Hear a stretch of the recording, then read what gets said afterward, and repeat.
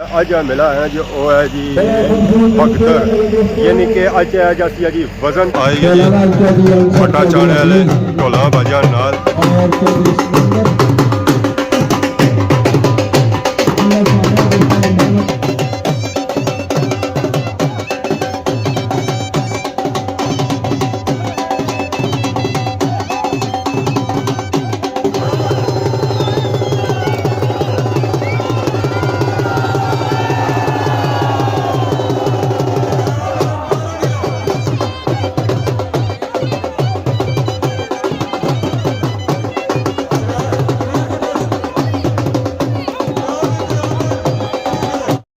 Rashid Shabir.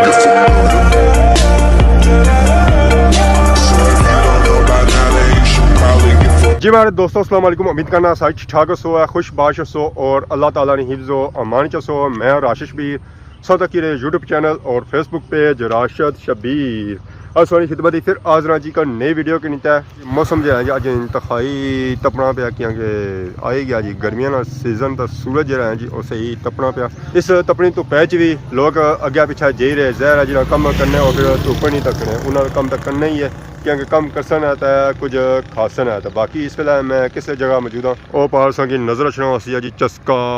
Hotel जी सही पता ले गया उसी जी मैं किस जगह मौजूद हाँ जी। बिल्कुल इस वेला मैं मौजूद हाँ जी कोठा शेर ने मुकाम पर। बाकी सौ तक सो आवाम जी है जी थू टन की नहीं ना तो खब्बे वाली साइड बड़ी जा रही है। उधर क्या ऐसी चीज़ है जी लोग उधर जा रहे उधर है जी पोठा ग्रां पोठा शेर पोठा मेला। तो जी आवाम जा रही ना जी खब्बे साइड असा भी उस पिछा जासा। तो बाकी सही मेले पर जुलने तो उत्थे जी चेक कराने अज मेला लगा कैसे है जी। फाइनली अस इसलिए पहुंची आए जी पोठा शेर ना व्यू माशाल्लाह माशाल्लाह मैं क्या ही बात है जी। पोठा शेर नहीं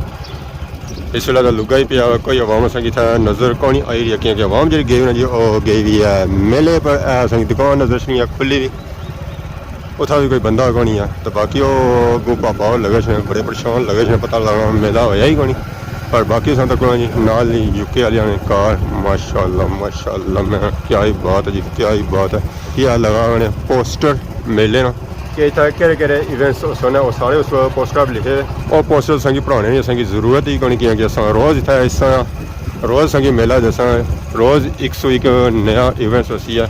माशाल्लाह। पापा और दूध की नीता आई गया जी मैंने क्या ही बात है। बाकी अगर हूँ जो जी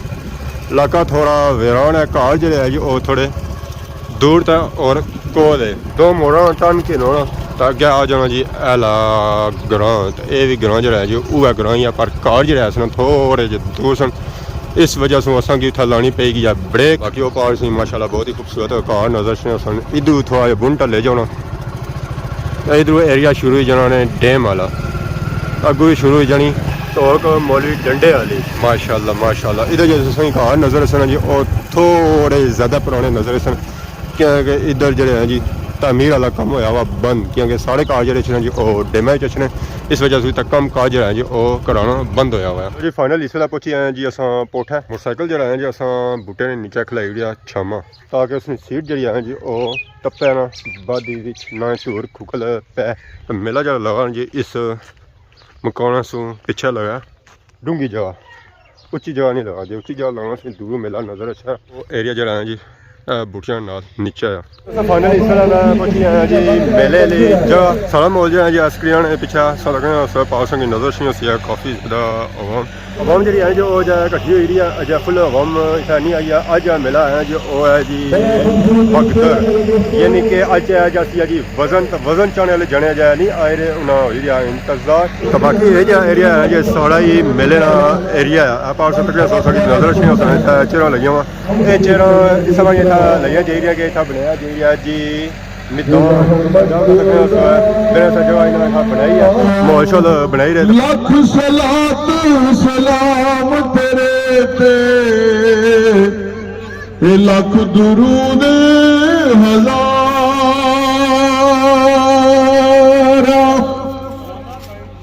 आले नबी औलाद अली सीरत शक्ल ओनादी नाम लिया लख पाप न रह दे।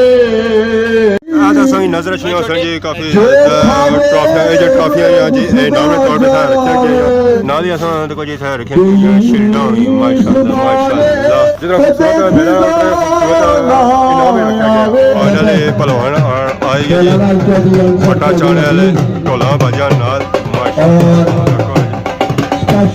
वाह क्या बात है जी और कोई सुंदर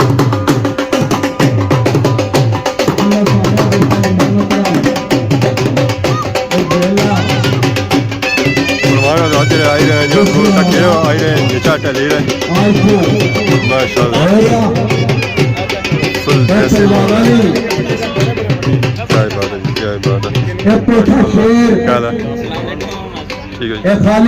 बाकी हम हो जा पर माशाल्लाह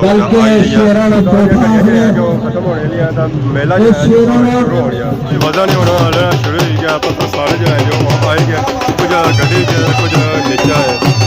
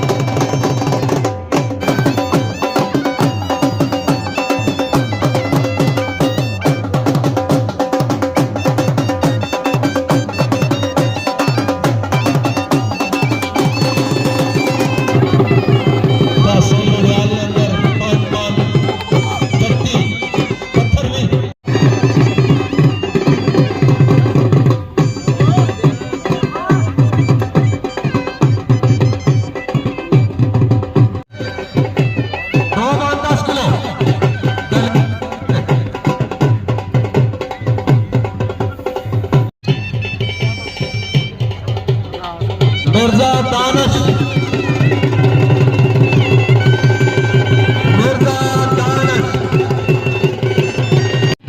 माशूर सब तू अच्छा इंसान गिरिया जा अल्लाह पाक ने नजर मैडम